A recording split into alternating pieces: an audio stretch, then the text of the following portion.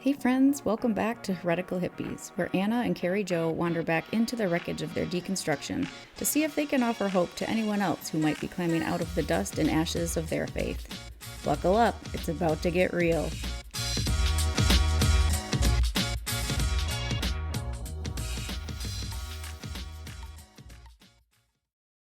Cool. So let's get into loving others. I think this part of the discussion is really geared towards anyone that knows somebody that is going through deconstruction. If you want to learn how to love others, I think these are some really good tips. So let's start with don't freak out. Which was our same suggestion. And a lot of this is going to be overlapping, but maybe you're coming at it from my daughter or my son or my best friend or whoever is going through this. What do I do to help them? How do I come alongside them? How do I love them? And first thing is just don't act like they've turned into aliens. Yeah, for real. Yeah, they're just still human beings that are just trying to figure out this thing we call life. So take a chill pill, take a deep breath, and listen to the rest of this list. Yes. Yeah, I just want to add one quick thing to that, like the don't freak Sure. out. I've had people like full on freak out on me on Facebook and Instagram and text and anything, any media you can think of. I've had people freak out on me because of how public I've been about my journey. And I have, like, this actually ties into loving yourself.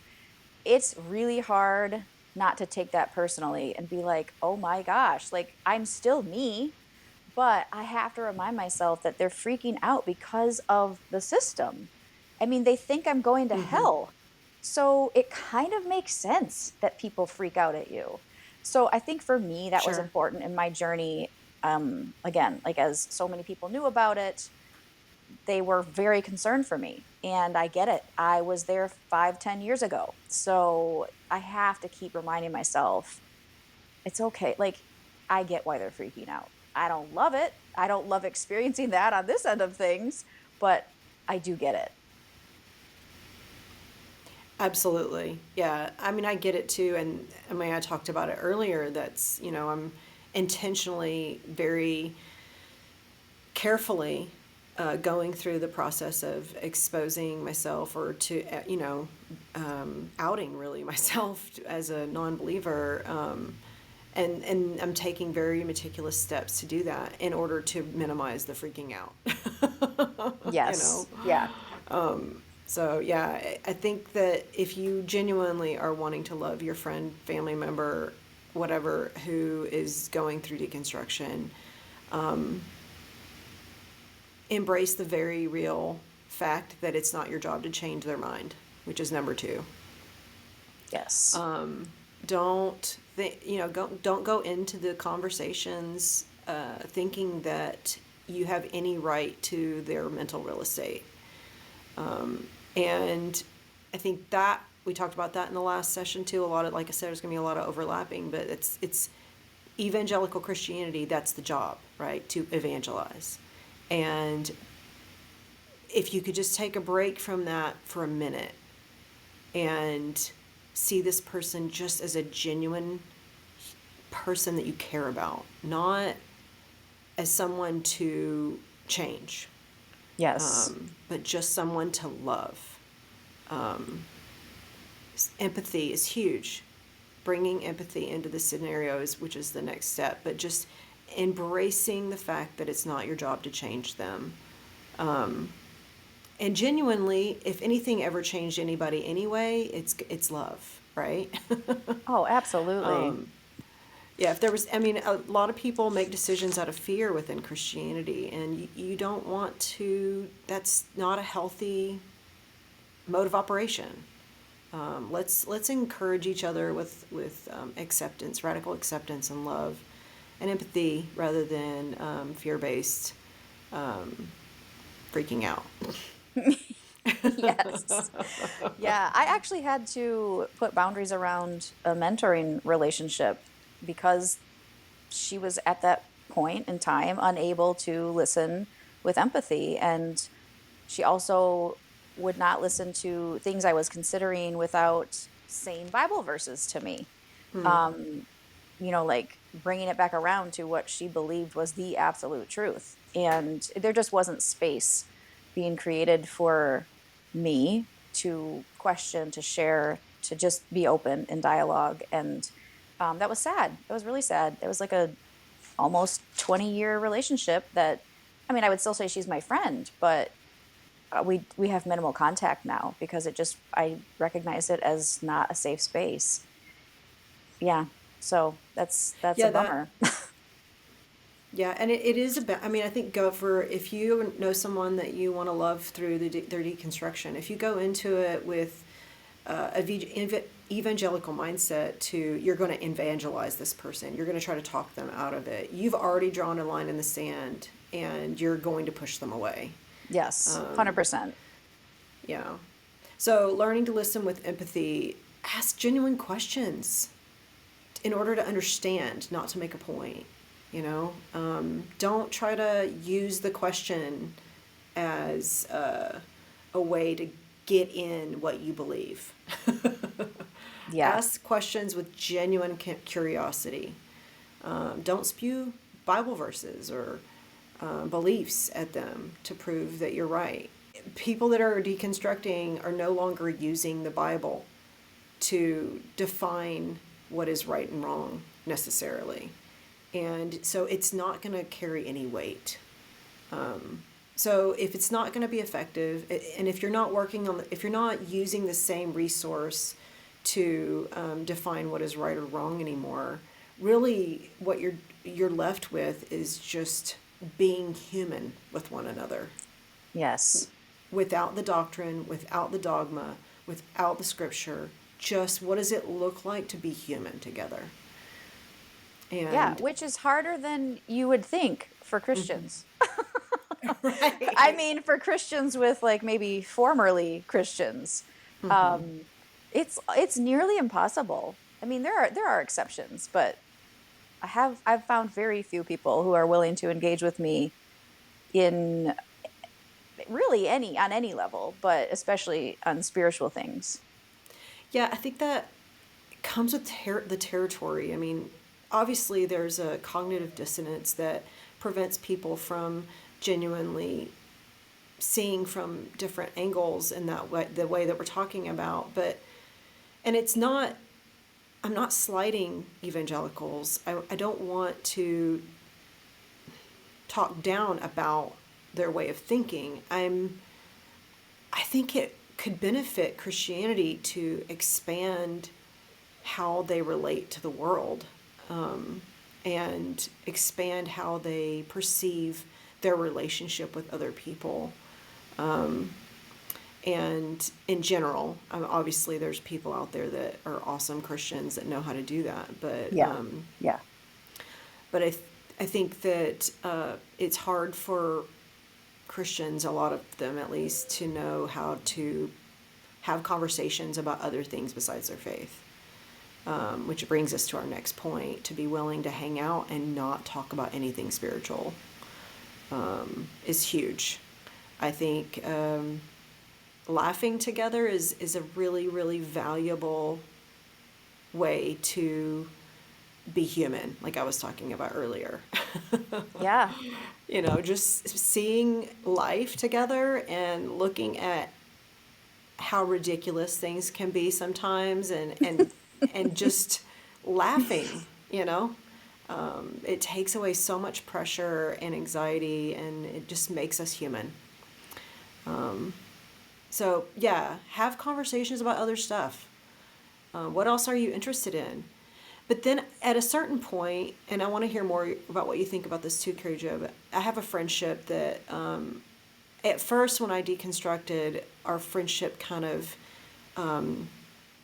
seemed to be falling away from each other. But I think at some point we realized that we didn't want that. And even though she's still a believer and I'm not, we came back together with a new understanding that we genuinely loved each other so much that we're willing to try to figure this out. And as a result, now we're both more comfortable. Like for a while, we just took a break from talking about anything spiritual and we just talked about life.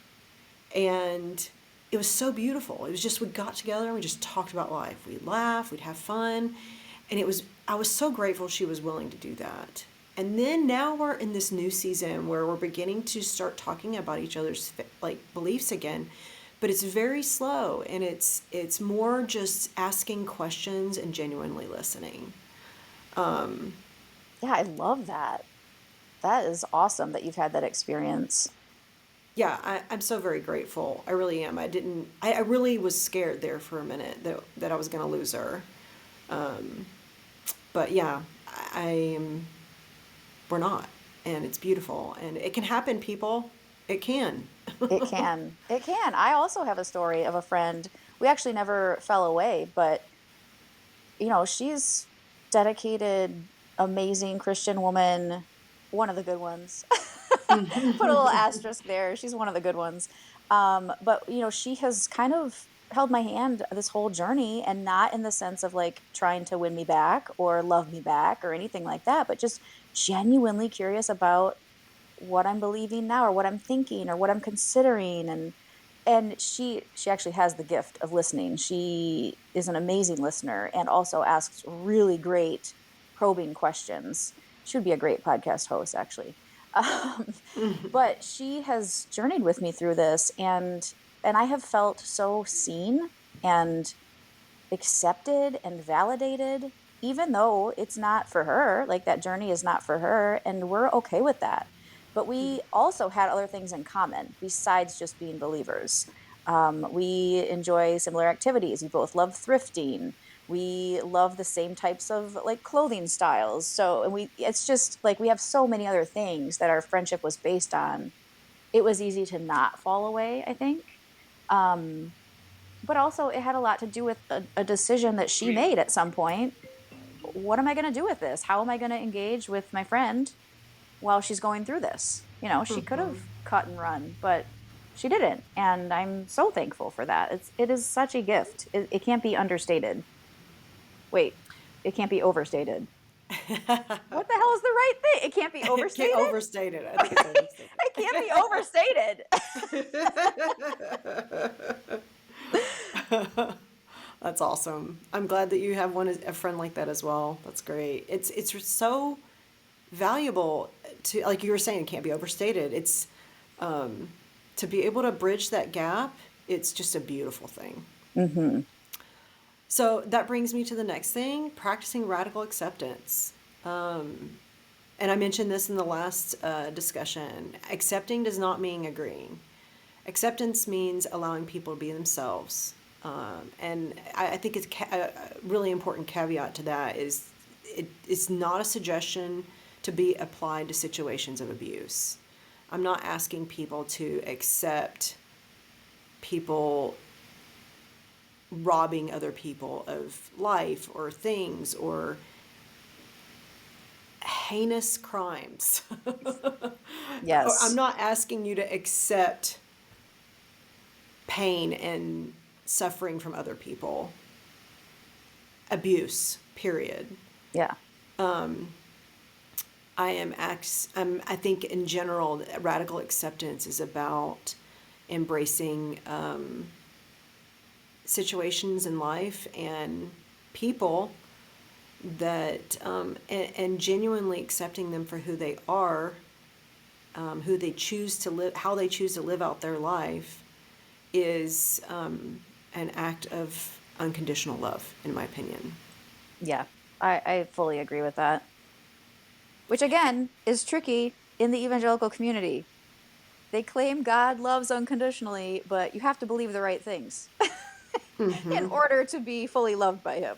So, Right. like it's a tricky kind of conundrum they find themselves in. And I feel like for me personally, I didn't understand what unconditional love was really within a faith community until leaving the faith community. Now I understand what unconditional love looks like for other people. So it's Yeah, and tricky. this is tricky, and I mean, I really try not, but I'm going to do it. I think that Christianity is always, I mean, not just Christianity, but the Christian God is conditional. Yes. So it's a really challenging concept to ask people to radically accept me where I'm at and others where they're at, because of that. And it's a really hard truth. If you are a Christian and you're listening to this, you may have a hard time hearing that. And I don't want to come across as but I don't think I am. I genuinely, with love in my heart, and say that Christianity and its God are not loving unconditionally. And that's just a hard truth. I repeat myself, I know, but I'm trying not to go into it without getting on a rabbit trail. So, Yeah. We can unpack that in another episode. absolutely. So, the next little bit of advice is to quote unquote read the room. You've probably heard this phrase before. Some people are really good at walking into a room and knowing what's going on, right? Some people not so much. Pay attention to what your friend needs. Ask if they're willing to discuss their spiritual journey. Ask if they're ready to discuss anything.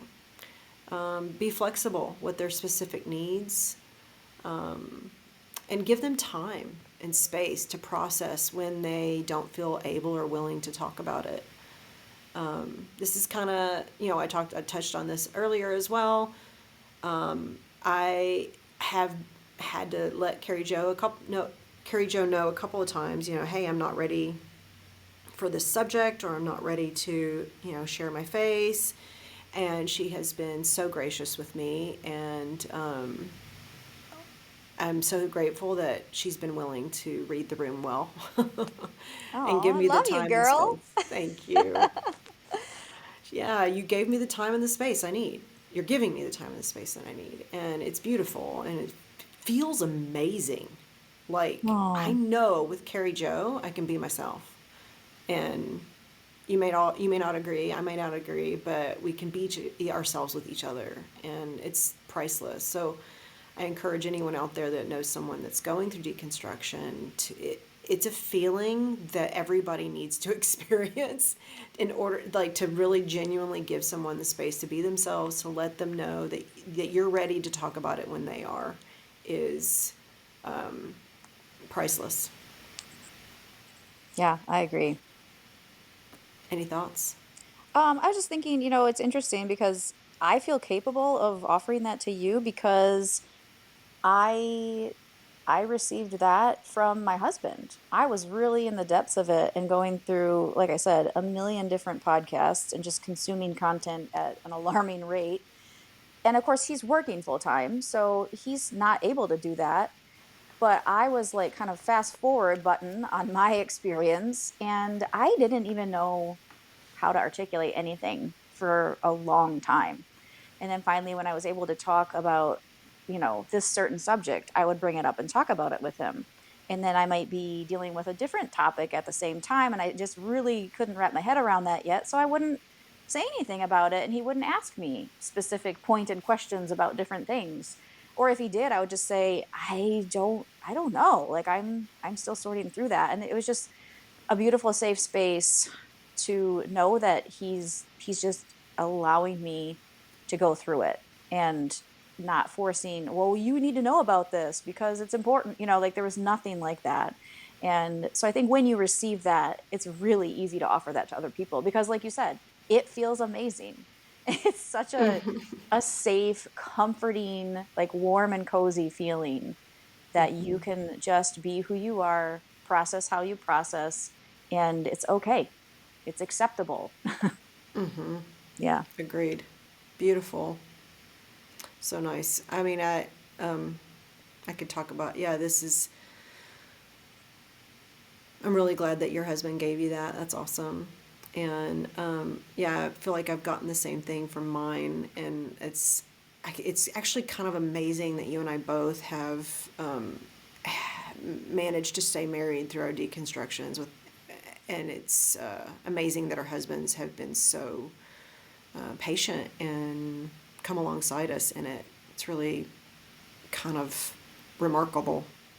It is. I feel like we've defied all odds. Exactly. Yeah. Yeah. Okay, next subject. And we just have a couple more points to make. Remind them that your relationship goes beyond shared beliefs. We talked about that this last time, but this is so important. Like, find something else to talk about. If you don't feel comfortable yet breaching the subject of faith and beliefs, find something else to talk about. Like Kari Jo mentioned, she can go thrift shopping with her friend. Like, pick them up and say, hey, we're going to do something different. Let's go bowling. Let's go thrifting, whatever. That it's just a way to show somebody you love them. Yes. Just be willing to allow your relationship to change even, and perhaps fade for a time. You might need time to kind of work through some of these points that we've talked about, or to just give yourself time to process without the emotion attached to it. That's huge. I think I can relate to that. Just giving yourself the space so that you can come into the relationship more conscious and intentional and not reactionary. You want to respond to your friend, not react to them. Yeah, that's a tall order, but I do think that's an important aspect as well of being a support person for somebody who's deconstructing. Because, we will I say we as in the people who are deconstructing, we will constantly be coming up against people who are reactionary, especially in social media platforms. It's just so easy to be brave and bold behind a keyboard. It's different face to face, obviously, but it's not going to be a rare experience for us the more public we go with our journey. But it will be a remarkable outlier if somebody actually is not reactionary and wants to just lovingly respond. And maybe I don't mean respond with a scripture, I mean like respond with a curiosity question, or even just an accepting statement of, wow, I've never thought of it that way. Thanks for sharing what you've been thinking about.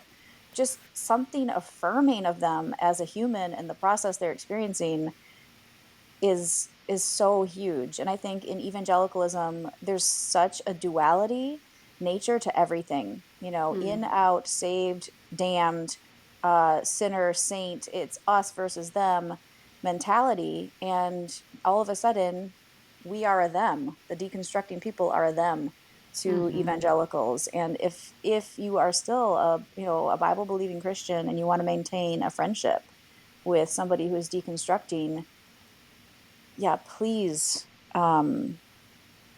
be willing to hold space and to not force things, and to just allow things to progress organically and in love. I guess love. Everything boils down to love for me. I feel like if you can genuinely say this act is done in love, like in genuine, heartfelt love, not speaking the truth in love the way Christians use that to be an asshole to people. I don't mean that. But I mean just genuine, like, yes, this resonates with love. You can't go wrong. Absolutely. It's a beautiful way to wrap up our tips for others to learn how to love, is to love. Yes. It's Yeah. beautiful. It's simple, I yet not. Right, right. So I think this is, I just read a NPR article this morning. A new study from Pew Research finds that the religiously unaffiliated, a group comprised of atheists, agnostic, and those who say their religion is nothing in particular, is now the largest cohort in the U.S. They're more prevalent among American adults than Catholics, which is about 23%, or evangelical Protestants, which is about 24%. And the article it goes on and on talking about they're calling them the nones, Nones.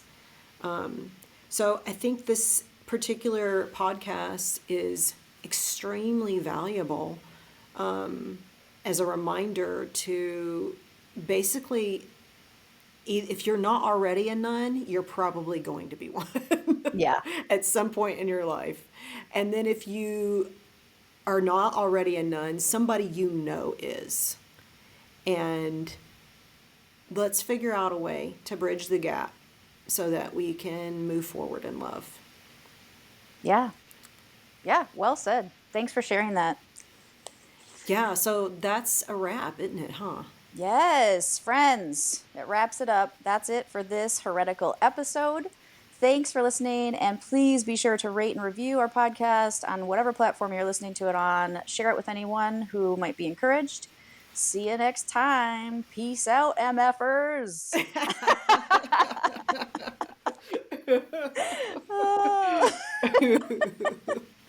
Oh my gosh.